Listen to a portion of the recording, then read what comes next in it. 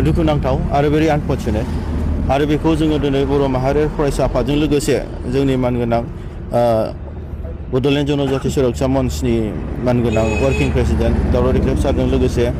United tribal organisation of Assam आरो अल बड' एक्स volunteer फर्स जों जयैनो दिनै गुवारै सावरायनाय जादों जिहेतु मैयानि जि जाथाय 7टा मोनाबिलि 7टा 8टानि गेजेराव जे फंबाय सिकना बिस्मित बिथांखौ खासि बिस्रियै आदिबासि सान्थालि बिथांमोना बुथारदों दा बियो बिराद आनफर्चुनेट आरो बिराद दुखुनांथाव जाय जोङो जोंनि बर' जायगायावनो जोंनि बर' मानसिया दाउ अमाफोर बादि जि बुथारजानाय आलाय सिलाय दा बे जिनिसा गोबाव समनिफ्रायनो जाबोदों आरो दाबो जादों दा जों सेफटि आरो सिकिउरिटिनि थाखाय दिनै आरो फैबाय थानाय समाव जाहाथे बेफोरबादि जाया दिनै बेफोरखौ लानानै जों दिनै गुवारै सावरायनायनि गेजेरजों गोबां आफादफोरनि गेजेराव जों डिपुटि कमिशनारनि थ्रुयै जों भारतनि प्रधान मन्त्रि आसामनि चिफ मिनिस्टार भारतनि हम मिनिस्टार आरो बिटिसिनि गभर्नमेन्ट आरो पुलिस प्रशासन डिसि बिथांमोननो जि जों मोनसे लाइजाम गथायनाय जागोन मेम'रेन्डाम आरो जों डिसि अफिसाव जों एसे उनावनो गथायगोन डिसिनो दा बेवहाय जोङो बिथांमोनखौ जों 24 घन्टानि गेजेराव जिहेतु माने जाय कालप्रिट बिथांमोनखौ हमनांगौ आरो जास्टिस जाय गोमाजानाय जिउ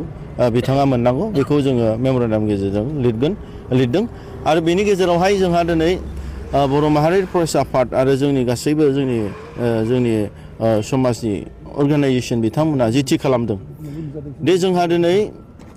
जोंनि जि समस्या जादों बे समस्यानि गेजेराव बे माबाफोर बाहेरानिफ्राय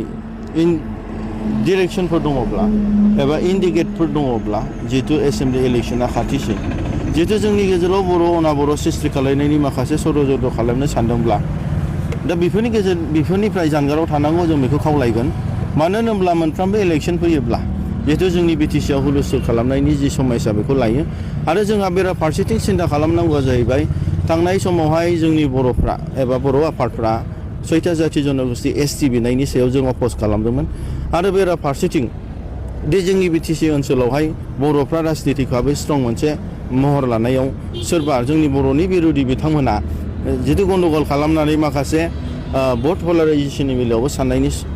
खोथाबो थानो हागौ बिनि थाखायनो जों सांग्रां जानांगोन आरो बेफोरबादिखौ जों लायहोनो नाङा आरो बेयावहाय जों बर' हिसाबैनो मोनफ्रोमबो आफादफ्रा जों सांग्रां जानानै बेफोरनि सायाव जोङो गसंथानांगोन आरो जाहाथे फैबाय थानाय समाव जाहाथे बेफोरबादि भायलेन्स जाय बिथांमोना सिन्था खालामदों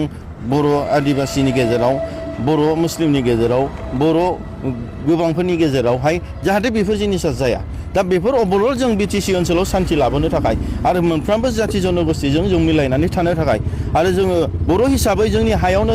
जों बर'निनो सासे थागिबि हिसाबै जों बिखा फोदाननानै जों थानो थाखाय जोङो दिनै माखासे सिन्थाधारा खालामदों आरो government of India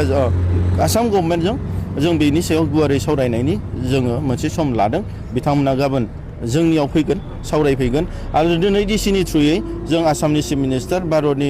prime minister हम मिनिस्टारनो जों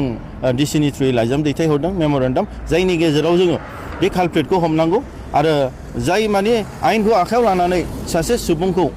दिनै जिउ खोमानाय बियो दिनै गोरलै बाथ्रा नङा जिहेतु बिराद गिदिर मोनसे बर' जाथिनि थाखाय लाजिसिंसिं आरो बर' जाथिनि थाखाय दिनै बिराद गिदिर मोनसे साननांगौ बेखायनो बेफोरखौ जोङो मोनसे माबायावहाय लाबोनो थाखाय जों बेखौ दिनै डिपुटि कमिशनारनि गेजेरजों जों बे मेम'रेन्डामखौ दैथायनाय जागोन